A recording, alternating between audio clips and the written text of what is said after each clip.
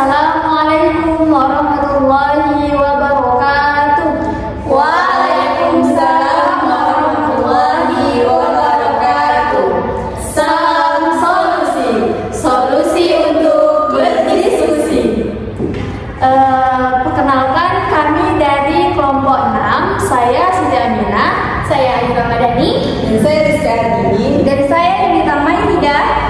Di sini kami akan berdiskusi tentang komunikasi verbal dan nonverbal serta implikasinya dalam pembelajaran. Nah, mengenai komunikasi verbal dan nonverbal ada kata komunikasi. Nah, menurut rekan-rekan, apa sih yang dimaksud dengan komunikasi itu? Nah, menurut saya komunikasi itu merupakan cara individu untuk menyampaikan pesan dan informasi kepada orang lain agar dapat berinteraksi dan memahami perasaan serta memahami keinginan orang lain. Seperti itu. Oh, jadi komunikasi itu artinya adalah cara kita menyampaikan pesan kepada orang lain, gitu ya. Jadi tadi kan kita udah tahu bahwasanya komunikasi itu adalah cara kita untuk menyampaikan pesan kepada orang lain. Jadi kalau misalnya komunikasi verbal dan nonverbal, komunikasi verbal itu kira-kira apa ya?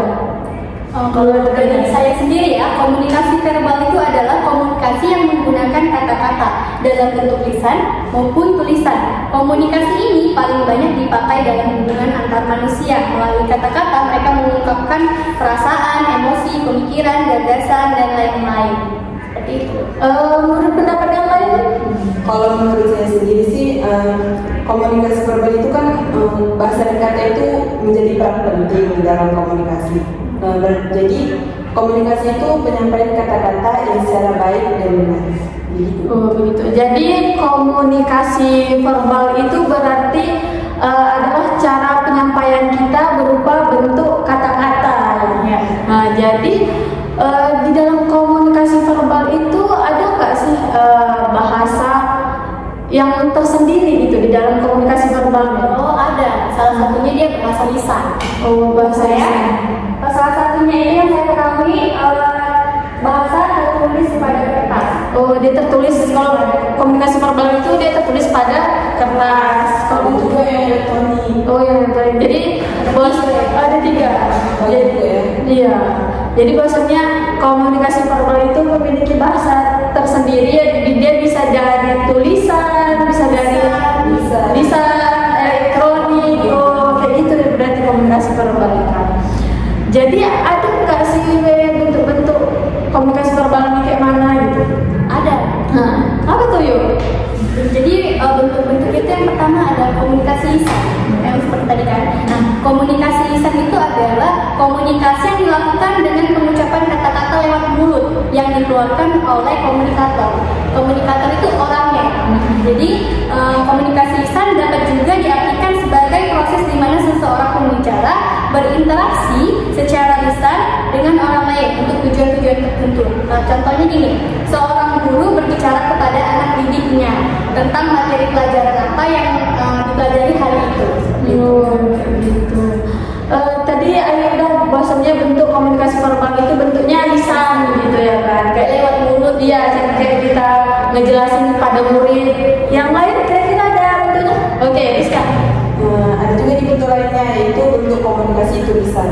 Bentuk komunikasi tulisan itu penyampaian kata-kata pesan yang disampaikan melalui tulisan. Contohnya itu seperti seorang guru yang merancang bahan ajar untuk muridnya.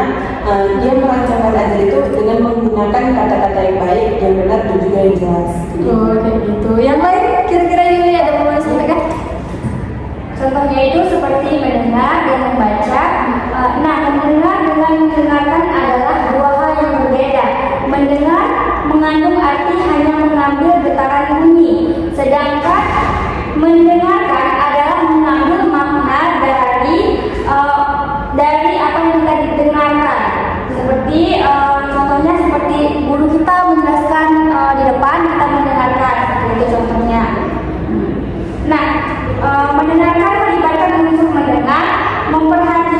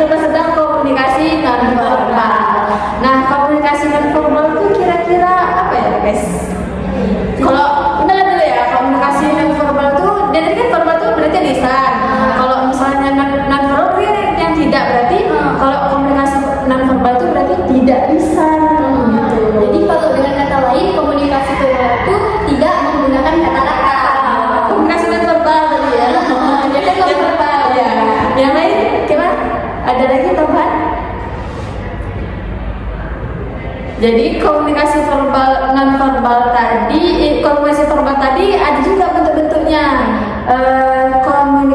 Komunikasi non verbal ada juga nih bentuknya kayak komunikasi verbal. Kira-kira apa tuh? Ada yang masih tahu? Oke, Rizka. Kalau menurut saya, komunikasi non verbal itu pencipta atau pertukaran pesan dengan tidak menggunakan kata-kata, tetapi komunikasi yang hanya menggunakan bahasa tubuh seperti gerak tubuh, sikap, kontak mata, ekspresi wajah, ataupun kedekatan, jarak, dan sentuhan. Oh, itu tadi pengertiannya kan? Oh, jadi kalau bentuk-bentuknya tadi kan ya? Nah, bentuk-bentuknya itu dia pertama ada sentuhan. Nah, sentuhan itu apa? Sentuhan itu merupakan pesan non-verbal yang non-visual dan non-vokal. Jadi, non-visual, non-vokal.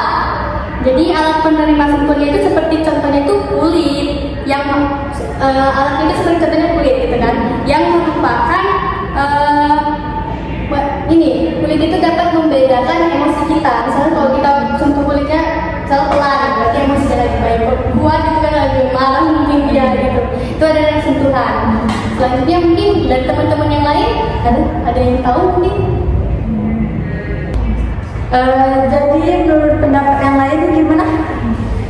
Ini saya ada sedikit pendapat tentang kronomi. Pemilihan waktu dan penggunaan waktu sebagaimana ia dirancang secara teknis adalah faktor yang penting lain yang juga sering diabaikan dalam komunikasi. Pemilihan waktu berperan di dalam interaksi pada dua tingkatan yaitu mikro dan makro. Baik, terima kasih Yovita. Yang selanjutnya yang lain apa? Ada nih, yaitu kinestik atau gerakan tubuh. Yang pertama, emblem ialah isyarat yang berarti langsung pada simbol yang dibuat oleh gerak badan. Misalnya tuh mengangguk sebagai tanda setuju dan telunjuk di depan mulut sebagai tanda jangan berisik. Terus ada juga ilustrator.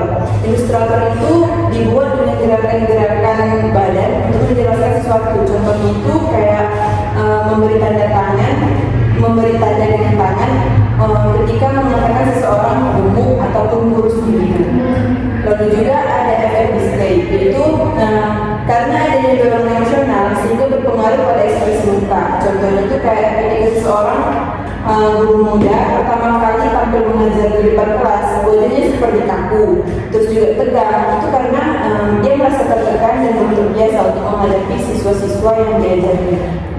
Berarti banyak juga yang bentuk-bentuknya. Iya. Tidak cuma satu. Iya, betul.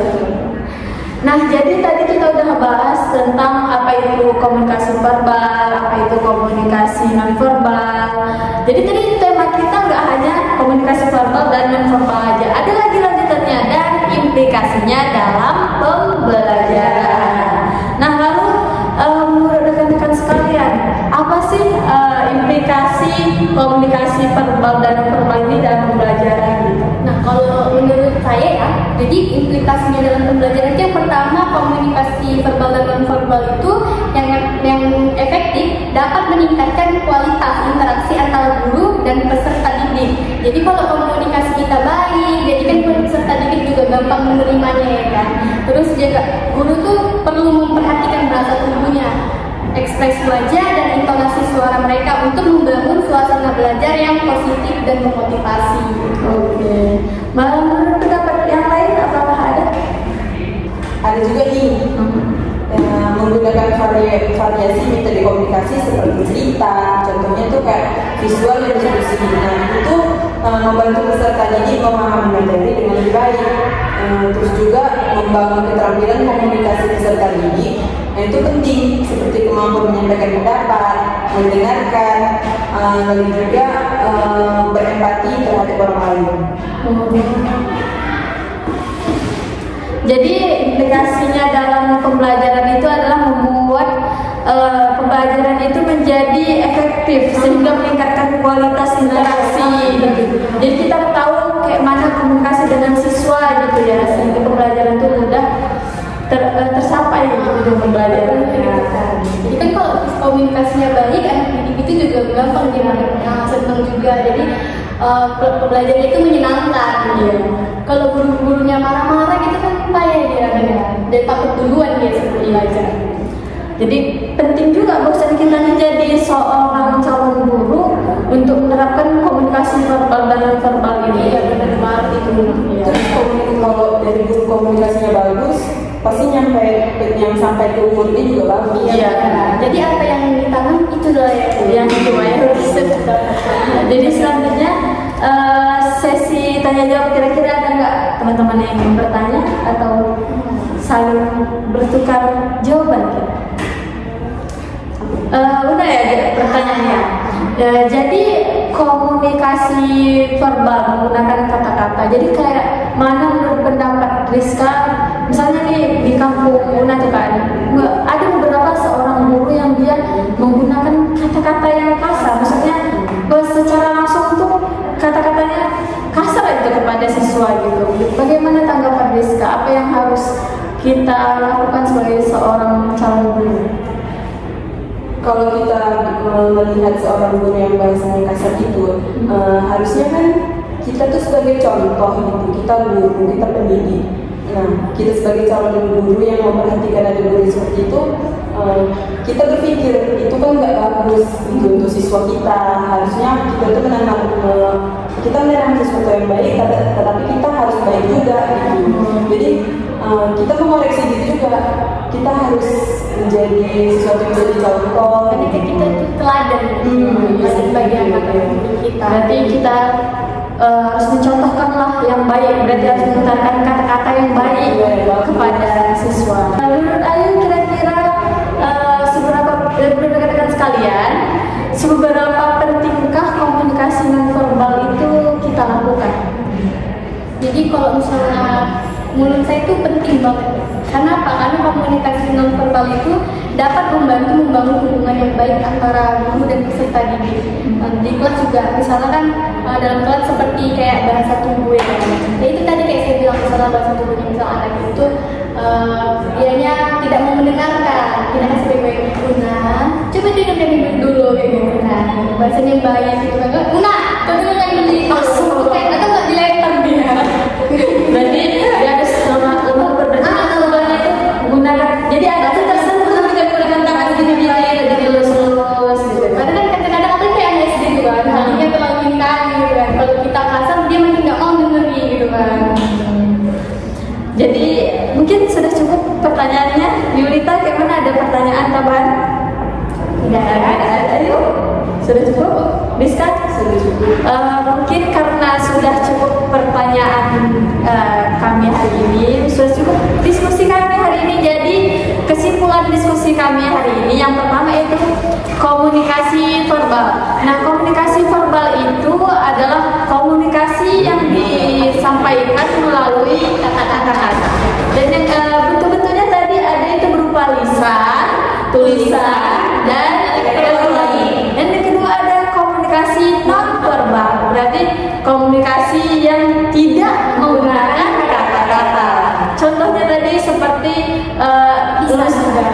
lusan, maksudnya dapat sentuhan gitu supaya lebih daya menggunakan itu Bu.